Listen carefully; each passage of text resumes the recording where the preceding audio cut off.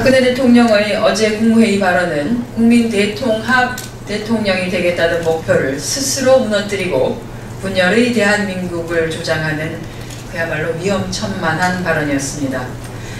책임을 외면하는 대통령의 발언이 도를 넘었습니다. 대통령이 모독당한 것이 아니라 대통령을 뽑은 국민이 모독당한 것입니다.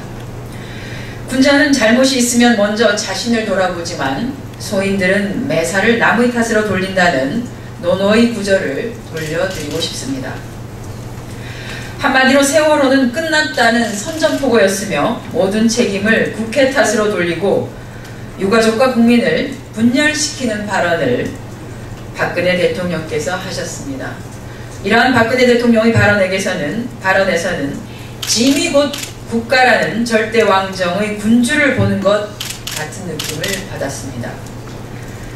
유족들에게 언제든지 만나주겠다던 약속, 눈물로 책임을 지겠다고 했던 대통령의 본심마저 이제는 의심하게 됩니다.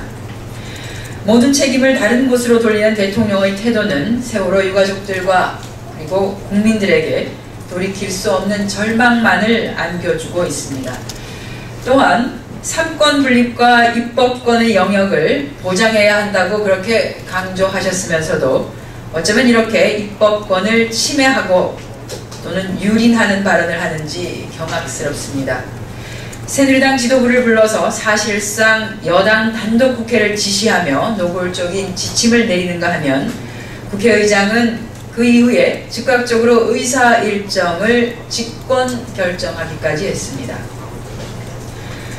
국회의원 세비 반납까지 운운한 것은 전형적인 유체 이탈 화법이기도 합니다. 과거를 조금 돌아보시라고 말씀드립니다. 자신이 한나라당 대표 시절이던 2005년 말이었습니다. 사학법 투쟁을 하면서 사학법에 반대하면서 2달이나 국회에 들어오지 않았던 그때 그 시절은 기억에서 지우신 겁니까?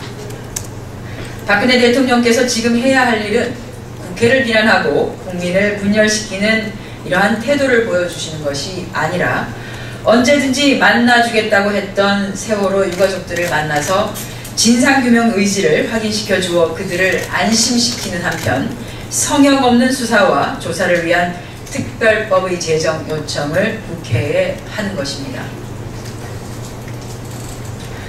검찰이 여느 사건과는 달리 원세훈 전 국정원장의 항소 여부에 대해 적극적 입장을 표명하지 않는 것은 아마도 정치 권력의 눈치를 보고 있다는 의심을 할 수밖에 없게 합니다.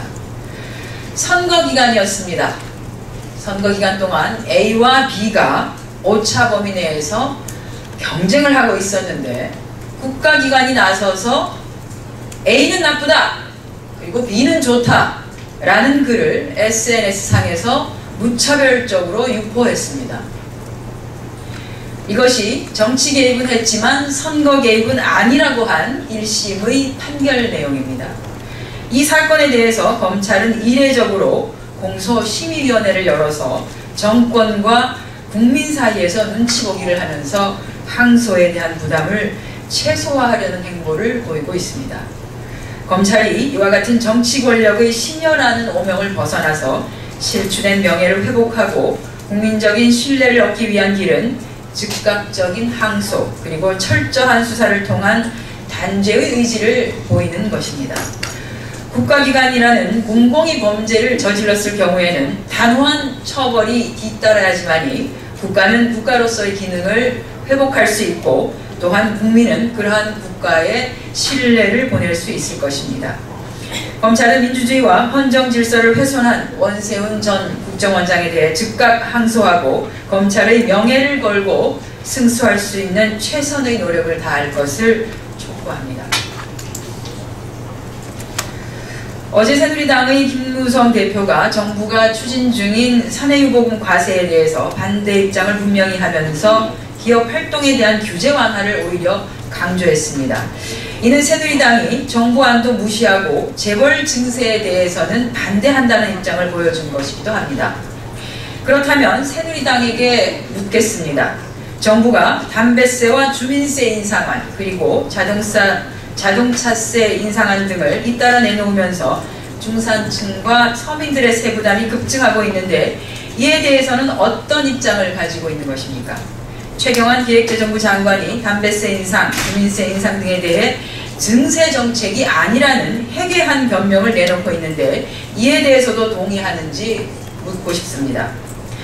국민은 세금을 더 내는데 이것이 증세가 아니면 무엇이 증세입니까? 딸 같아서 손녀 같아서 가슴을 만진 것이기 때문에 성추행이 아니라고 주장하는 것하고 도대체 뭐가 다른 겁니까? 국민은 사내유보금 과세에 대해서도 분명한 브레이크를 건 새누리당이 이번 무차별적인 서민 증세 폭탄에 대해서는 어떤 목소리를 과연 가지고 있는지 궁금해하고 있습니다.